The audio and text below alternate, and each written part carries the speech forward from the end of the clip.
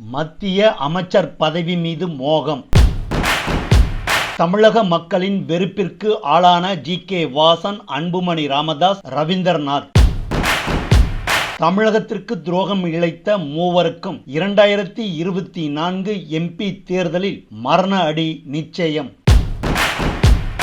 மதவாதத்திற்கு ஒருபோதும் தமிழ்நாடு அடிபணியாது என்பதை திமுக கூட்டணி நிச்சயம் உறுதிப்படுத்தும். நல்லரசு பார்வையாளர்களுக்கு அன்பு வணக்கம்.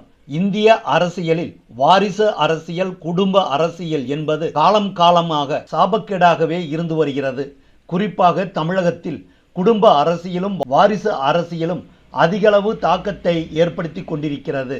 அரசியலிலும் பொது வாழ்க்கையிலும் பெரும்பான்மையான மக்களின் நம்பிக்கைக்கு துரோகம் செய்யாமல் தமிழ்நாட்டின் உரிமைகளுக்காக உரக்க குரல் கொடுத்த அரசியல் தலைவர்களின் வாரிசுகள் தங்கள் சுயநலத்திற்காக தமிழ்நாட்டின் சுயமரியாதையை அடகு வைத்து அற்ப சந்தோஷத்தை அடைவது 2024 ஆண்டில் அதிகமாகவே தலை தூக்கியுள்ளது. மாநில உரிமைகளுக்கு குரல் கொடுப்பதற்கு பதிலாக தமிழகத்தின் ஆதிகால பெருமைகளை எல்லாம் அடகு வைக்கும் வகையில் பாரம்பரிய அரசியல் குடும்பத்தைச் சேர்ந்த வாரிசுகள் சுயநல போக்கில் அரசியல் பாதையை தேர்ந்தெடுத்து கொண்டிருப்பது அவர்கள் சார்ந்த இயக்கத்தை மட்டுமல்ல, ஒட்டுமொத்த தமிழகத்திற்கும் மாபெரும் இழுக்கை தேடித்தரும் வகையில் அமைந்திருப்பதுதான் தமிழகத்திற்கு நேர்ந்துள்ள கெட்ட காலமாகும். தமிழக நலனிலும் மதசார்பற்ற கொள்கையிலும் தமது ஆயுள் முழுவதும் உறுதியாக இருந்தவர் மறைந்த காங்கிரஸ் தலைவர் ஜி.கே. மூப்பனார்.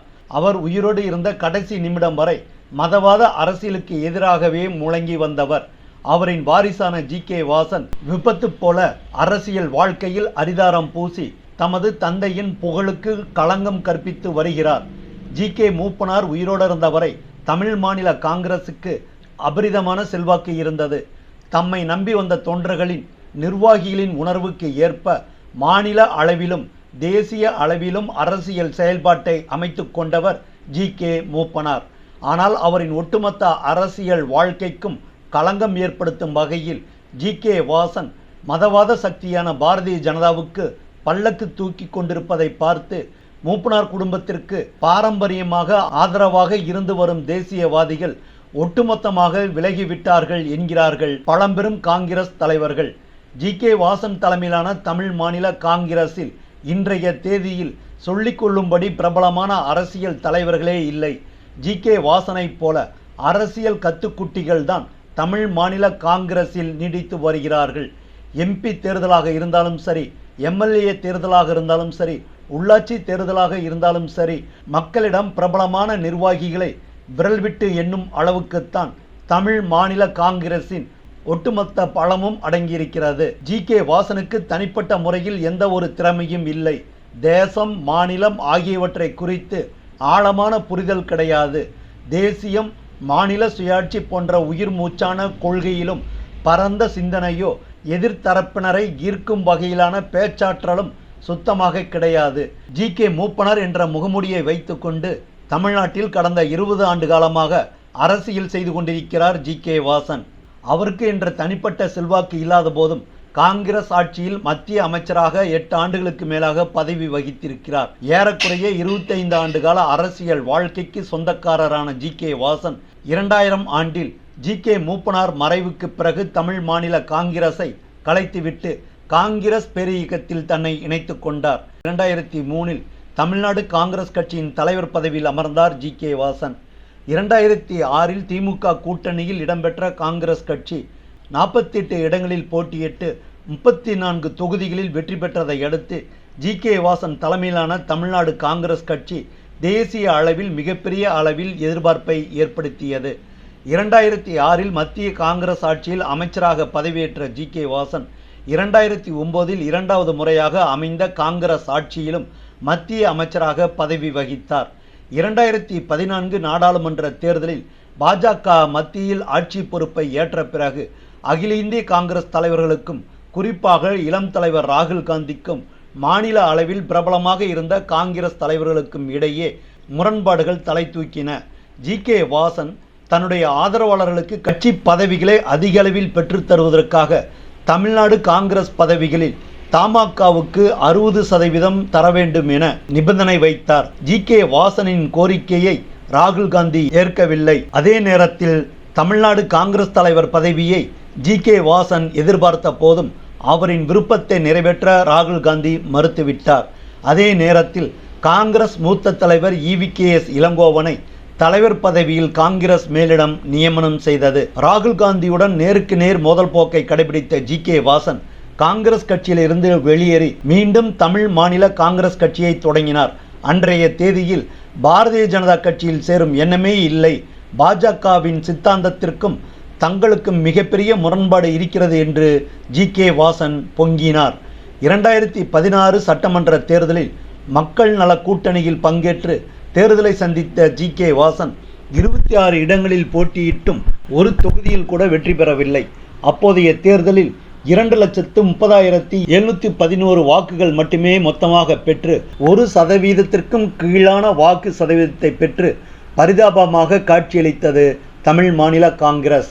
2016 தமிழ் மாநில காங்கிரஸ் கட்சி சந்தித்த படுதோல்வியை அடுத்து ஜி.கே. வாசன் தலைமையை நிராகரித்த மூத்த நிர்வாகிகள் பலர் மீண்டும் காங்கிரஸ் கட்சியிலேயே ஐக்கியமானார்கள். 2019 நாடாளுமன்ற தேர்தலிலும் 2021 சட்டமன்ற தேர்தலிலும் அதிமுக பாஜக கூட்டணியில் இணைந்து தமிழ் மாநில காங்கிரஸ் போட்டியிட்ட போதும் 2 தேர்தல்களிலும் ஜி.கே. வாசன் கட்சி படுதோல்வியை சந்தித்தது. 2021 சட்டமன்ற தேர்தலுக்கு முன்பாக மத்திய பாஜக அரசின் பிரதமர் மோடி வற்புறுத்தலின் பேரில் 2020 நடைபெற்ற ராஜ்யசபா தேர்தலில் ஜி.கே. வாசனை அதிமுக எம்எல்ஏக்கள் வெற்றி பெற செய்தனர். அதிமுக தயவால் எம்பியான ஜி.கே. வாசன் அதிமுகவுக்கு விசுவாசமாக இல்லாமல் தமிழ் மாநில காங்கிரசின் நேர் எதிரான சித்தாந்தம் கொண்ட பாரதிய ஜனதாவின் ஊது குழலாகவே மாறினார்.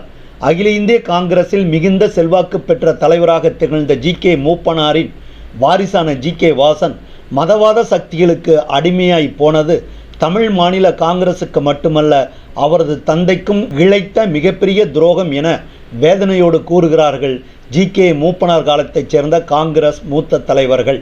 ஜி.கே. வாசனைப் போலவே 1/4 நூற்றாண்டு அரசியல் அனுபவத்தை கொண்ட அன்புமணி ராமதாஸ் பாட்டாளி மக்கள் கட்சியின் இளைஞரணி தலைவராகவும் மத்திய சுகாதாரத்துறை அமைச்சராகவும் பாட்டாளி மக்கள் கட்சியின் தலைவராகவும் தற்போது பதவி வகித்து வருகிறார் அன்புமணி ராமதாஸ். காங்கிரஸ் தலைமையிலான மத்திய பாஜக அரசில் 2004 முதல் 2009 வரையிலான காலத்தில் மத்திய சுகாதாரத்துறை அமைச்சராக பதவி வகித்த அன்புமணி ராமதாஸ் மருத்துவக் கல்லூரிகளுக்கு அனுமதி வழங்கிய விவகாரத்தில் லஞ்சம் பெற்றதாக வழக்கு பதிவு செய்யப்பட்டது. அன்புமணி ராமதாஸின் அரசியல் வாழ்க்கையில் லஞ்ச வழக்கு கரும்புள்ளியாக மாறியிருக்கும் நேரத்தில் காங்கிரஸ் கூட்டணியிலிருந்து விலகி 2014 பாஜக கூட்டணியில் போட்டியிட்ட பாமக 8 தொகுதிகளில் களமாடிய போதும் அன்புமணி ராமதாஸ் மட்டுமே தருமபுரி தொகுதியில் வெற்றி பெற்றார். 2014ஆம் ஆண்டில் மோடி தலைமையில் மத்திய பாஜக அரசில் அமைச்சர் பதவியை எதிர்பார்த்தார் அன்புமணி. ஆனால் 5 ஆண்டுகள் முழுவதும் அன்புமணிக்கு மத்திய பாஜக அரசு அமைச்சர் பதவியை வழங்காமல் புறக்கணித்தது. 2019 நாடாளுமன்ற தேர்தலில் அதிமுக பாஜக கூட்டணியில் பாமக இணைந்து எம்பி தேர்தலை எதிர்கொண்டது. போட்டியிட்ட 7 தொகுதிகளிலும் பாமக தோல்வியை தழுவ அதிமுக ஆதரவுடன் ராஜ்யசபா எம்பியானார் அன்புமணி. பாஜக ஆட்சியில் முதல் 5 ஆண்டுகள் போலவே 2019 முதல் 2024 வரையிலான 5 ஆண்டுகால ஆட்சியிலும் அன்புமணிக்கு மத்திய அமைச்சர் பதவியை வழங்காமல் புறக்கணித்தார் பிரதமர் மோடி. 10 ஆண்டு காலம் பாஜக கூட்டணியில் பாமக அங்கம் வகித்தாலும் கூட அன்புமணிக்கு மத்திய அமைச்சர் பதவி என்பது கனவாகவே மாறிவிட்டது.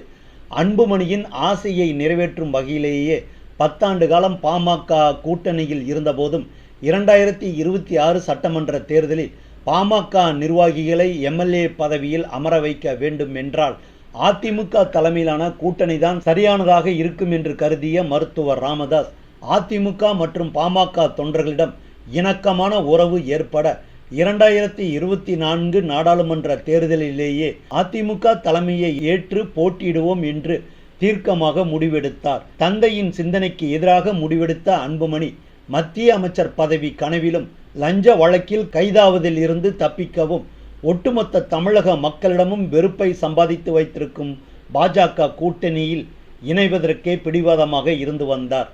அதிமுக கூட்டணியா பாஜக கூட்டணியா என்று ராமதாசுக்கும் அன்புமணிக்கும் இடையே 2 மாதங்களுக்கு மேலாக நடைபெற்று வந்த வாக்குவாதத்தில் மகன் மீதான பாசத்தால் ஒட்டுமொத்தமாக பாட்டாளி மக்கள் கட்சியினரின் விருப்பத்திற்கு மாறாக பாஜக கூட்டணியில் பாமகவை இணைக்க சம்மதம் தெரிவித்திருக்கிறார் ராமதாஸ். 2014க்கு பிறகு பாமக எதிர்கொண்ட சட்டமன்ற தேர்தலாக இருந்தாலும், எம்பி தேர்தலாக இருந்தாலும், உள்ளாட்சி தேர்தலாக இருந்தாலும் பாமக நிர்வாகிகள் உற்சாகத்தில் திளைக்கும் அளவுக்கான வெற்றிகளை பெறவில்லை என்பது பாமகவின் அரசியல் வரலாற்றில் மிகப்பெரிய சரிவாகும். பாமகவின் தலைவராக அன்புமணி பொறுப்பேற்ற நாளில் இருந்தே அரசியல் ரீதியாக மிகப்பெரிய தோல்வியை சந்தித்துக் கொண்டிருக்கிறது பாமக என்கிறார்கள் அரசியல் திறனாய்வாளர்கள். 2024 எம்பி தேர்தல் பாமகவுக்கு சரியான பாடத்தை கற்பிக்கும் என்கிறார்கள் பாமகவின் முன்னாள் தலைவர்கள். ஜி.கே. வாசன் போல, அன்புமணி ராமதாஸ் போல கால் நூற்றாண்டு அரசியல் வாழ்க்கை இல்லாத ஓ. பன்னீர்செல்வத்தின் மகன் ரவீந்திரநாத் முதல் முறையாக 2019 தான் எம்பி ஆகிறார்.